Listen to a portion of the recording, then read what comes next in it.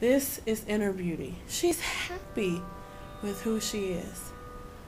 She's not complaining. She's beautiful.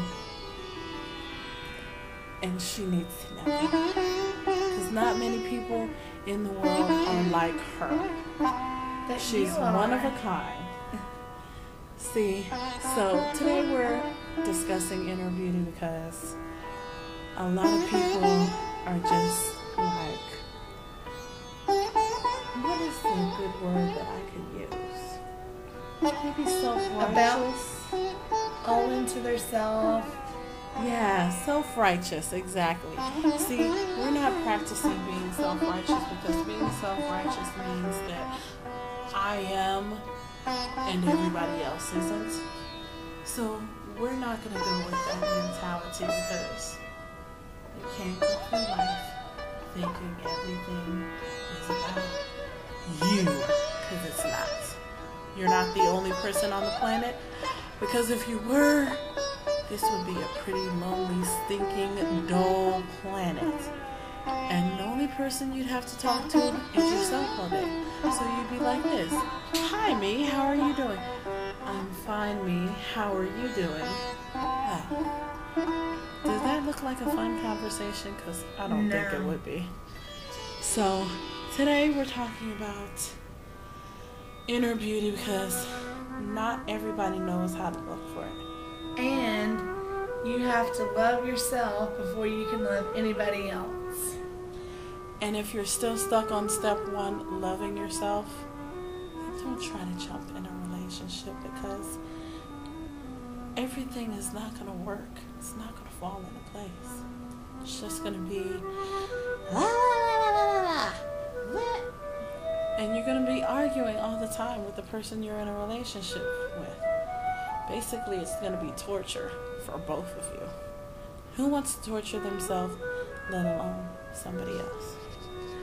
So, the next step on looking for true beauty is having confidence.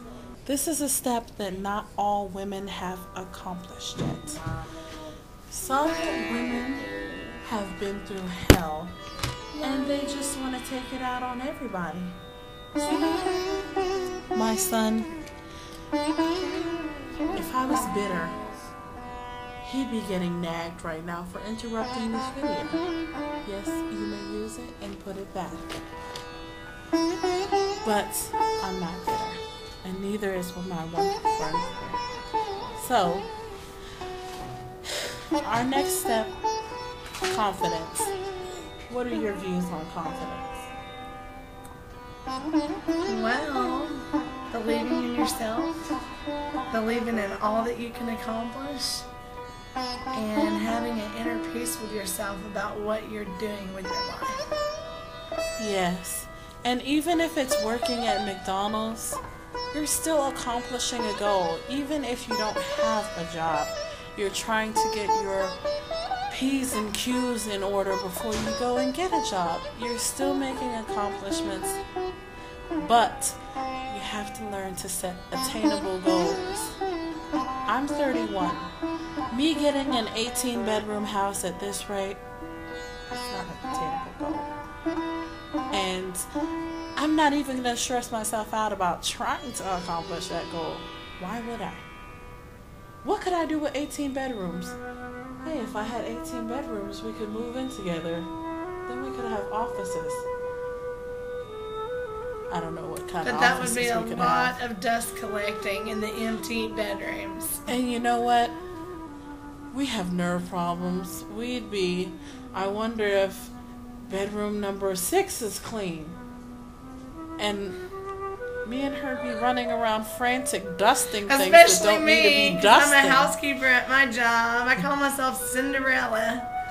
Yes. Even that without the She's Cinderella at home, without the Prince Charming. She's Cinderella at home, too. All single women end up Cinderella trying to run behind their kids cleaning up.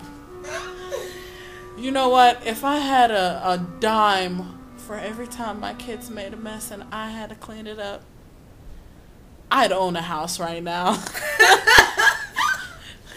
But that's neither here nor now. So we're not going to worry about it. Hey, girl. I got a joke for you. Okay.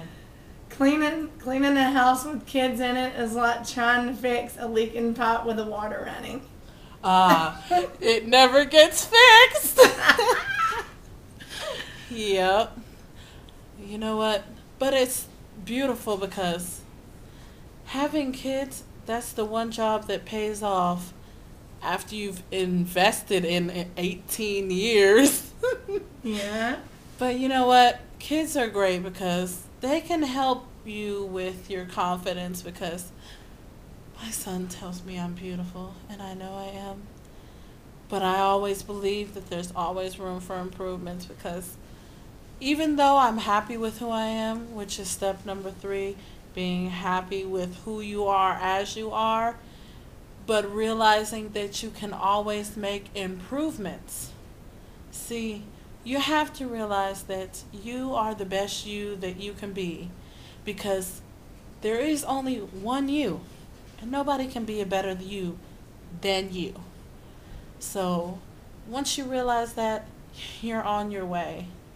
But you have to remember that not everybody's going to agree with you, and realize that just because they don't agree with you doesn't mean their idea is overpowering to your own, because who knows how to be you better than you? Nobody. Exactly. Nobody. So you have to remember that in your life, no matter what point you're at, you can always turn things around. It'll take a little extra work sometime, but as long as you believe in yourself, you can do anything. Anything is possible. You just have to be positive, and God will be by your side the whole time. So, Well said. make sure you set goals in life that you can reach. Don't reach for the stars if you know you're not tall enough to reach them. But, any comments on that one? Just believe in yourself and believe in God, and you will go far in attaining your dreams. Exactly. And another thing is, we always are listening to what other people say about us. Here's what I say to that. Their opinion is only important when it needs to be important. If somebody says you're a loser and you can't do nothing, their opinion is not important at that time, because if they don't have anything positive to say to lift you up, they're only bringing you down. So you got to remember to take what people say with a grain of salt. If it doesn't weigh anything to heart, then it's not important. Because people talked about Jesus, and he was perfect. I know I'm not perfect. And I've come to the realization that I don't care what people say about me. If they're not helping me, then they're only keeping me back from attaining my goals. So what do I need to care about that for? If somebody came up to you right now and said, Teresa, you go to hell because I don't like your smile and you're not doing anything with your life, how would that make you feel? I am doing something because my kids are safe and they're happy. So I must be doing something right. And what you think is not the ultimate thing that matters most. Yeah, because first of all, they came out of nowhere. So 9 out of 10, I probably don't even know you. And second of all, just because I'm not doing anything to you doesn't mean I'm not doing anything in general, because my life doesn't revolve around you.